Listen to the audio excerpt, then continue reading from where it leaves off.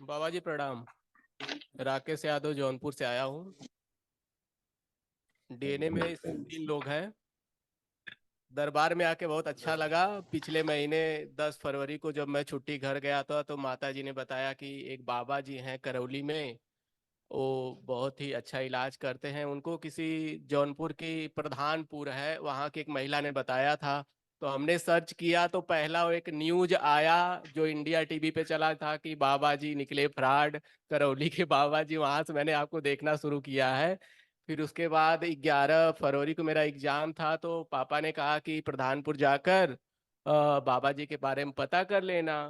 तो मैंने किसी संपर्क किया तो जिस महाशय संपर्क किया तो उन्होंने पहली बार में कहा कि हमें इन सब चीज़ों में विश्वास नहीं है, हम किसी के नंबर आपको नहीं दे पाएंगे।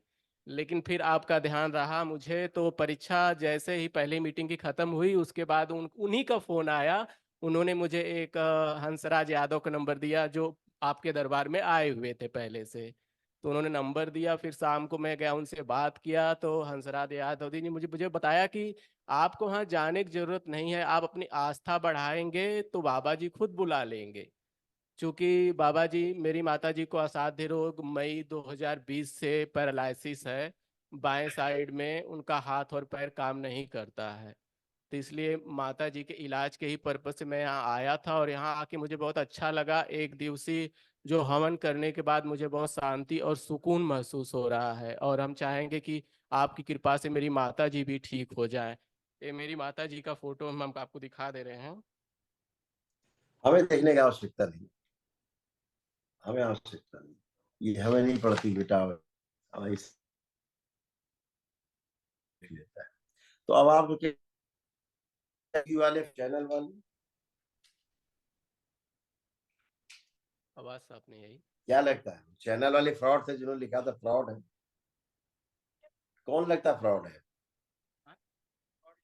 नहीं, एक न्यूज थी कि बाबा द्वारा किया गया चमत्कार, मतलब ऐसा नहीं वैसा नहीं, मैंने हमने सर्च। क्या कहा, हम कह रहे हैं कि अब आपको क्या लग रहा है? अब यहाँ पे आपको क्या आने लग के रहा है, बाद चैनल वाले मैं फ्रॉड थे? वहाँ पे, हाँ, वो न्यूज देखने के बाद मम्मी भी वीडियो देखती थी, मैं भी पूरी वीडियो वगैरह फिर सारे जो नियम कायदा कानून सब लिखे थे मैंने पढ़े। यहाँ आने के बाद मुझे सब सच लगा।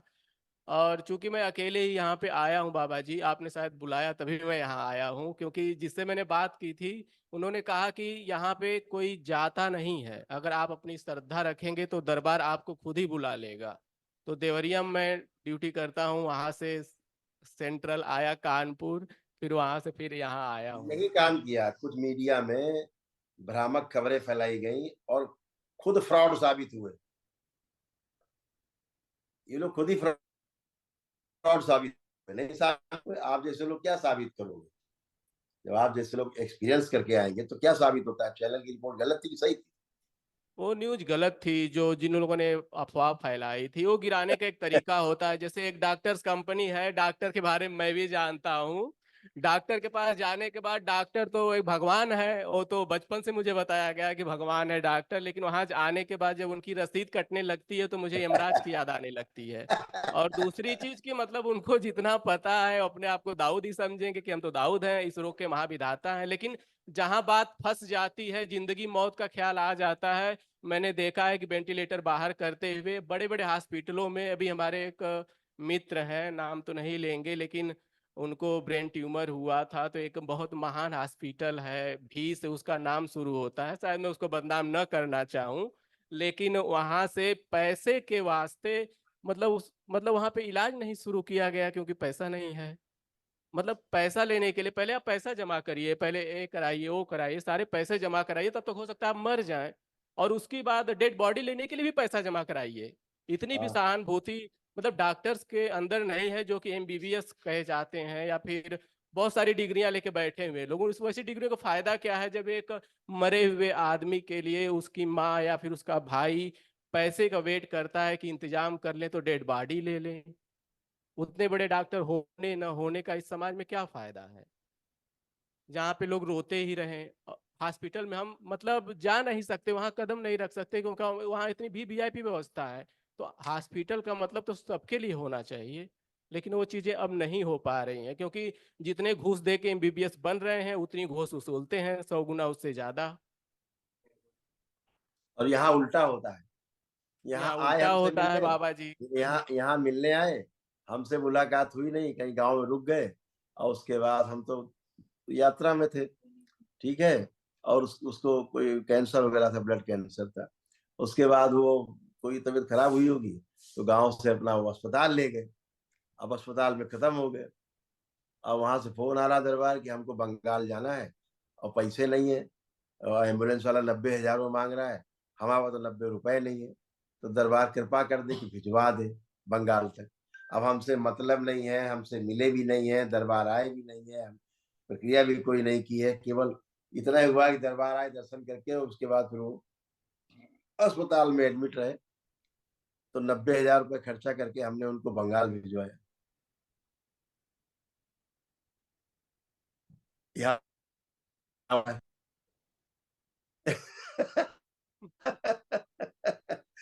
तो अभी तो अस्पताल वाले तो कपड़े उतार लेंगे, 2 मिनट लगेगा है कि हमसे क्या मतलब, तुम बाहर मरो चाहे जियो, उनके अस्पताल में मर जाए कोई पूछने वाला नहीं। अस्पताल में कितने लोग रोज मर रहे हैं, अगर आप कानपुर की गणना कर लो, केवल कानपुर, तो प्रतिदिन लोग 25-30 लोग मरते हैं, 20-25 लोग मरते हैं।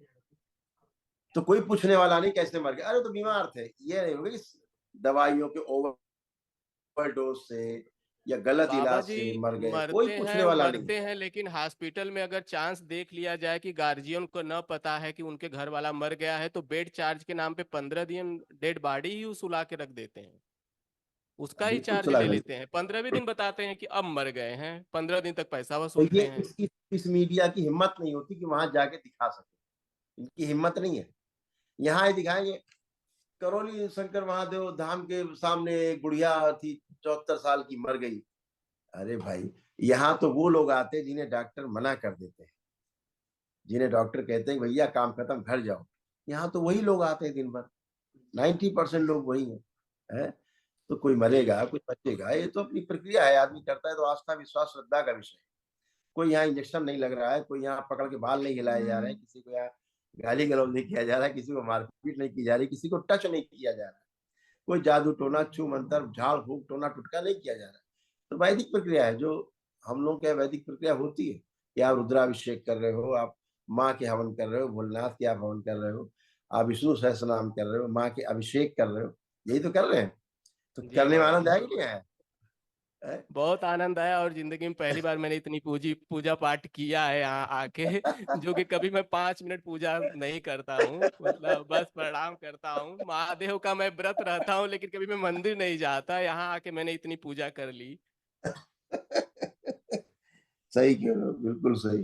तो ये बेटा माता जी के आपके तमाम एक दिखाए हम आपको,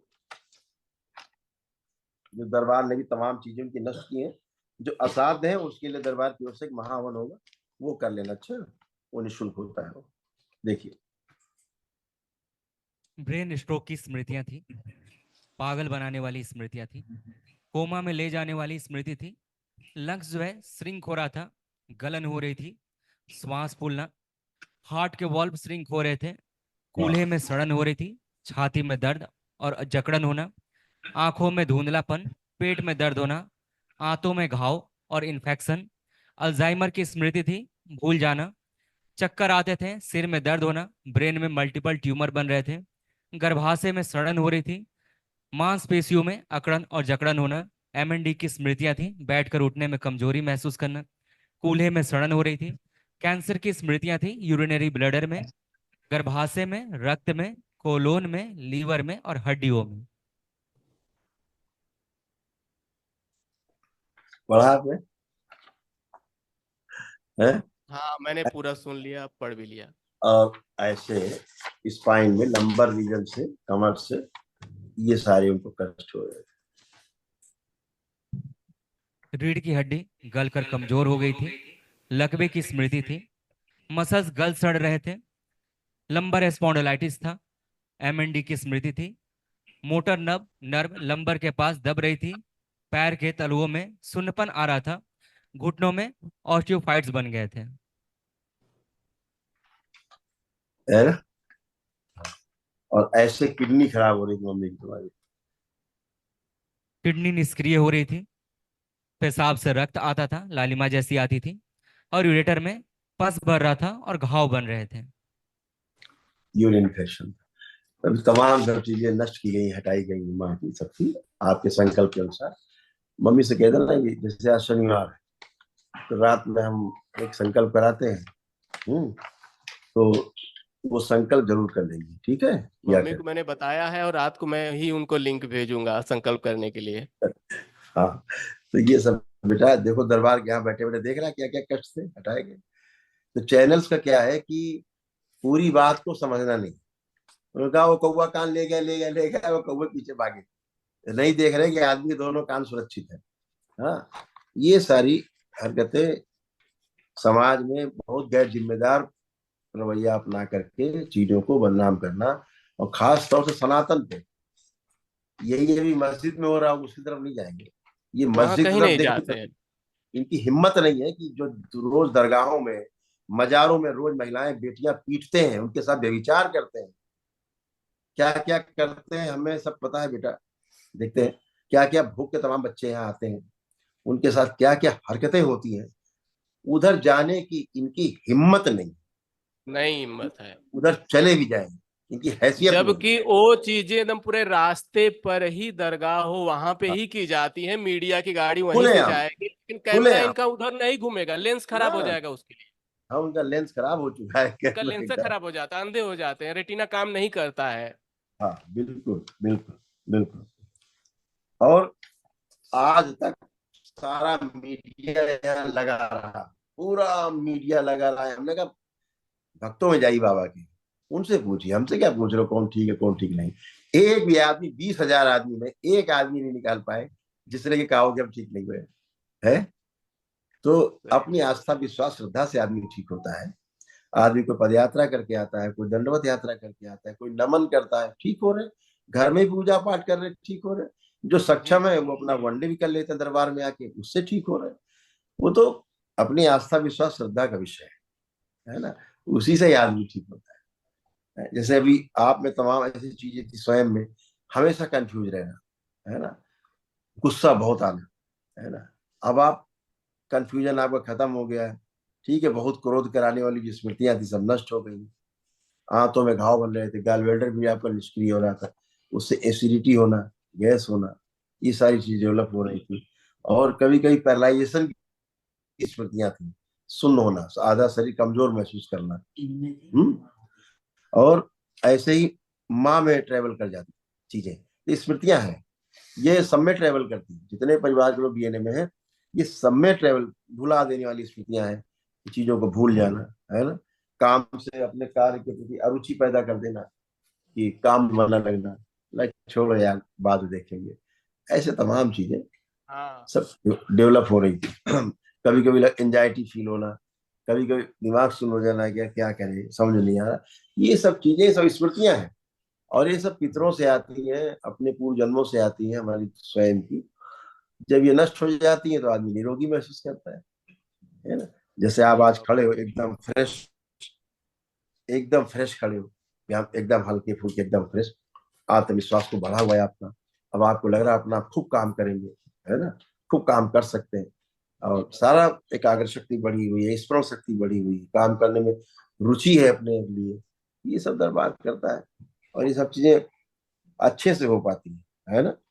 अब चीजें सब समाप्त है, तो बेटा एक महावन जरूर कर लेना। कई लोग रखे हो डीएनए में? 3 लोग हैं। हम्म, 3 लोग। मम्मी मम्मी पापा और मैं। हाँ तो ठीक है, 3 लोग रख करके और ये महावन कर लो। दरबार को स्लिप मिलेगी तो कल कर लीजिए। जैसे आप में एक स्मृति थी लकवे की, आपका पर्चा बना रखा है, लकवे की स्मृति थी वो आप में थी, लेकिन आपकी स्मृति क्या कर रही थी, मम्मी में जाकर के हिट कर रही थी। देखिए कैसी कैसी चीजें नीचे, यहाँ यहाँ कैंसर की स्मृतियां थी, आपको नीचे लिखा है ना, पढ़िए, है ना। अब ये सब नष्ट हो गई, ठीक है ना, ये सारी सब नष्ट हुई। तो जी। ये सारे नष्टीकरण से, अब ये स्मृतियां ना होने से चीजें डेवलप ही नहीं होगी, सॉफ्टवेयर ही उड़ गया।